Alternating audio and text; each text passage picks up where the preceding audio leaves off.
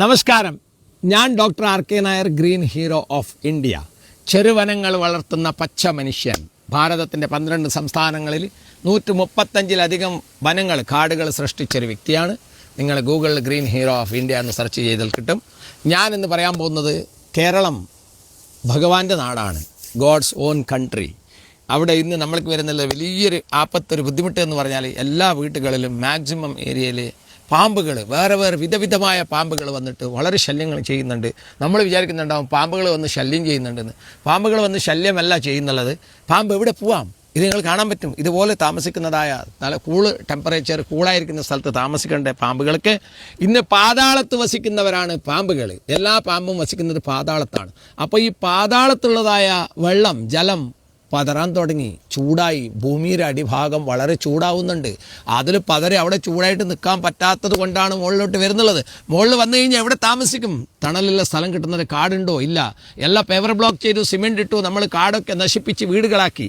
അപ്പോൾ കാട് നശിപ്പിച്ച് വീടാക്കി കഴിഞ്ഞാൽ കാട്ടിൽ താമസിക്കേണ്ടതായ ഇതുപോലത്തെ പാമ്പുകൾ എവിടെ താമസിക്കും? അത് ഭൂമിയുടെ അടിയിലെ ഭാഗത്തുനിന്ന്, പാതാളത്തുനിന്ന് വന്നിട്ട് നമ്മളെ വീട്ടിലേക്കാണ് ഇപ്പോൾ കയറുന്നുള്ളത്. അപ്പം ഞാനിപ്പോൾ ഉള്ളതൊരു കാട്ടിലാണ്. ഞാൻ ഈ കാട്ടിലേക്ക് ഞങ്ങൾ ഉണ്ടാക്കിയ കാടാണിത്. ഈ കാട്ടിലേക്ക് എപ്പോഴും വരാറുണ്ട്. നമ്മളൊന്നും ഇന്ന് വരെ ഒരു പാമ്പുകളും ബുദ്ധിമുട്ടിച്ചിട്ടില്ല. കാരണം അവൾക്ക് നിൽക്കാനുള്ളതായ നന്നായ സ്ഥലങ്ങൾ കൂളായിട്ടുണ്ട്. മണ്ണിൻ്റെ അടിഭാഗവും മുകളിലത്തെ ഭാഗവും എല്ലാം വളരെ തണുപ്പാണ്. അപ്പോൾ തണുപ്പായതുകൊണ്ട് അവരൊന്നും മുകളിൽ വന്ന് നമ്മളെ ശല്യം ചെയ്യില്ല. അപ്പോൾ നിങ്ങൾക്ക് ചെയ്യേണ്ടതൊന്നേ ഉള്ളൂ. നമ്മൾ പാമ്പിനെ കൊല്ലാനല്ല പോകേണ്ടത്. നമ്മൾ അതിനുള്ളതായ മാർഗം കണ്ടെത്തേണ്ടത്. വിഷമല്ല കൊടുക്കേണ്ടത്. നമ്മൾ അതിന് വേണ്ടുന്നതായ നല്ല നല്ല കാടുകൾ ഉണ്ടാക്കുക. കാടൊന്നും നശിപ്പിക്കാത്ത കണ്ട് പ്രകൃതിയെ സംരക്ഷണം ചെയ്യുക. ജലാശയത്തിന് നശിപ്പിക്കാത്ത കണ്ട് സംരക്ഷണം ചെയ്യുക. കൂടുതൽ സിമെൻറ്റിങ് വർക്കും അതുപോലെ തന്നെ പേപ്പർ ബ്ലോക്ക് വർക്കുകളും കുറക്കാൻ തുടങ്ങുക. എന്നിട്ട് നന്നായിട്ട് മണ്ണുകൾ കൂടുതലുള്ള സ്ഥലത്ത് ചെടികൾ നട്ട് വളർത്തി ചെറിയ ചെറിയ വനങ്ങൾ ഉണ്ടാക്കുക. തീർച്ചയായിട്ടും പാമ്പുകൾ നമ്മളെ ഉപദ്രവിക്കില്ല.